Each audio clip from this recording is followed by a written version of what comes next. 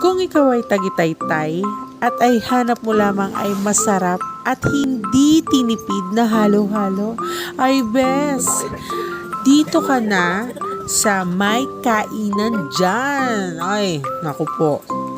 Bukod nga sa hindi tinipid, always bago ang mga ingredients nila, mga bes. So, tignan mo naman yung ube nila. Dahil hindi ka talaga titipirin dito. Kaya lalayo ka pa ba kung tagitay-tay ka lang din naman? 'Di ba? Ika nga mga mima, support small business, 'di ba? Yan, nilalagyan na nga niya ng yelo yung ating halo-halo. Kaya ayan. Pero tignan mo naman, bes. Large yan, we. Pero yung presyo niya makatarungan talaga.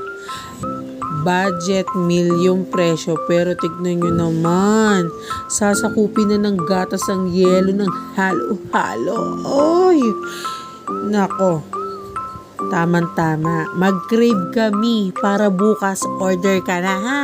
Pa-reserve ka na po. Opo, ayaw mo? Tapon ko to. Thank you. Order na kayo mga mima.